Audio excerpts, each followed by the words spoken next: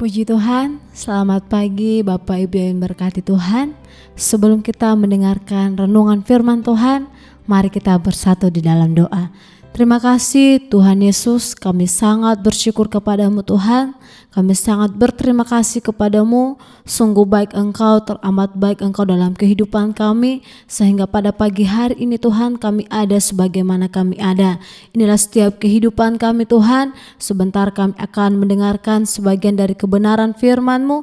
Biarlah setiap firman-Mu yang akan kami dengarkan dapat menguatkan setiap kehidupan kami. Sehingga kami bisa menjalani hari-hari ini sesuai dengan kebenaran firman-Mu. Kami minta Tuhan urapan daripada Tuhan, Roh Kudus daripada Tuhan, itu yang selalu menjadi bagian milik kami. Kami telah berdoa hanya di dalam nama Tuhan Yesus Kristus. Haleluya. Amin. Puji Tuhan. Mari kita dengarkan kebenaran firman Tuhan. Mari kita buka Alkitab kita di dalam 2 Korintus pasal yang ke-10 ayat yang ke-4. 2 Korintus pasal 10 ayat yang ke-4.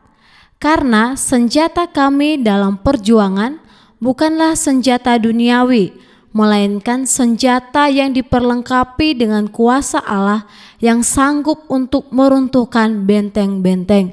Puji Tuhan, tema kita pada pagi hari ini, senjata yang diperlengkapi dengan kuasa Allah. Bapak Ibu yang diberkati Tuhan, surat ini adalah surat yang ditulis Rasul Paulus kepada jemaat Tuhan yang ada di Korintus, di mana Rasul Paulus mengatakan bahwa karena senjata kami dalam perjuangan bukanlah senjata duniawi, di mana senjata yang digunakan Paulus dalam pelayanan bukan senjata duniawi, tetapi senjata yang dia gunakan adalah senjata yang diperlengkapi dengan kuasa Allah yang sanggup untuk meruntuhkan benteng-benteng. Bapak Ibu yang diberkati Tuhan, senjata artinya sebuah alat. Kalau misalnya seorang petani ketika dia pergi ke ladang, dia membawa sebuah senjata seperti parang. Apa yang dia butuhkan ketika dia ke ladang, dia pasti persiapkan. Begitu juga dalam kehidupan kita. Di saat kita pergi beribadah kepada Tuhan, kita pergi ke gereja, kita pasti membawa senjata kita, yaitu Alkitab. Tujuan kita itu adalah suatu senjata kita. Oleh sebab itu, kita sebagai anak-anak Tuhan, biarlah kebenaran firman Tuhan itu yang menjadi senjata kita untuk mengalahkan setiap penghulu-penghulu yang ada di udara. Apapun yang kita lakukan, setiap yang kita lakukan, marilah kita lakukan sesuai dengan kebenaran firman Tuhan, bukan secara duniawi. Saudara yang diberkati Tuhan, dalam menghadapi tantangan di dunia yang dikuasai iblis, kita harus memandang dengan mata rohani kita.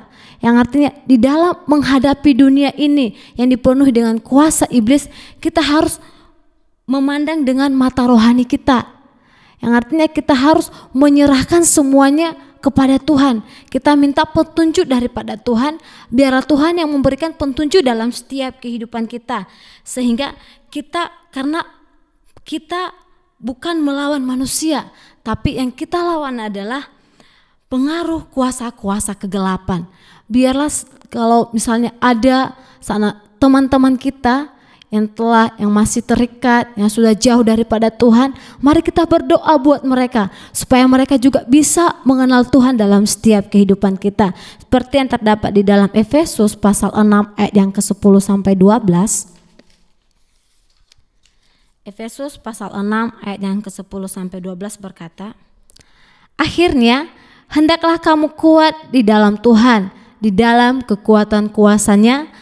Kenakanlah seluruh perlengkapan senjata Allah supaya kamu dapat bertahan melawan tipu muslihat iblis, karena perjuangan kita bukanlah melawan darah dan daging, melainkan melawan pemerintah-pemerintah, melawan penguasa-penguasa, melawan penghulu-penghulu dunia yang gelap ini, melawan roh-roh jahat di udara.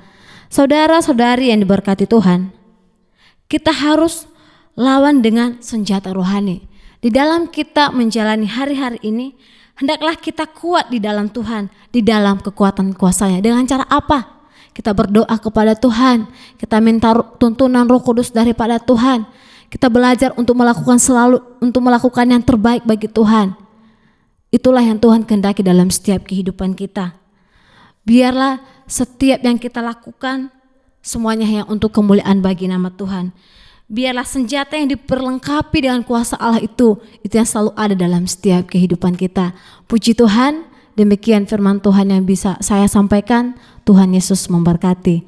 Terima kasih Tuhan, kami bersyukur kepadamu pada pagi hari ini Tuhan, di mana kami telah mendengarkan kebenaran firman-Mu Tuhan.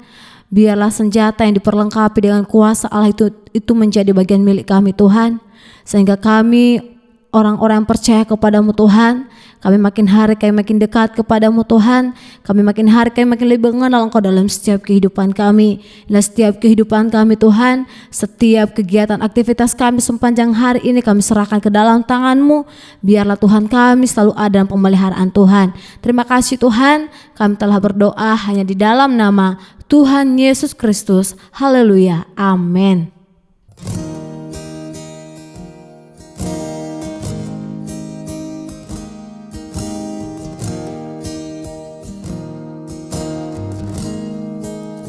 Bila hati kita lemah tak berdaya, bila iman kita bagai tembok roboh, hanya ada satu harapan yang pasti, agung dan perkasa sampai selamanya.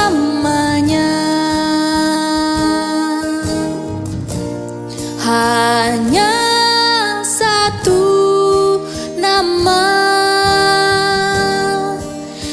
yang menggetarkan hati, hanya satu nama yang menegarkan diri, hanya satu nama indah tak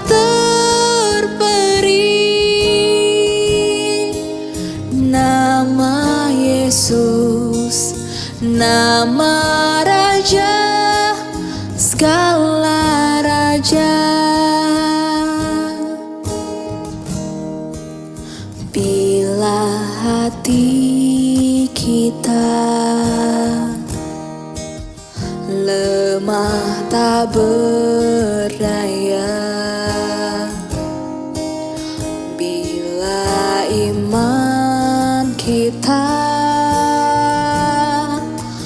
bagai tembok roboh, hanya ada satu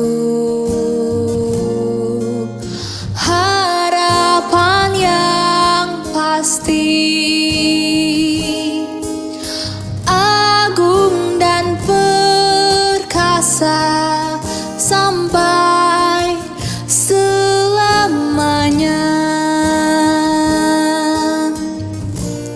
Hanya satu nama yang menggetarkan hati, hanya satu nama yang menegarkan diri, hanya satu nama indah tak terperi, nama Yesus, nama Raja segala raja, nama Yesus. nama Yesus, nama Raja, nama Yesus, nama Raja, segala raja.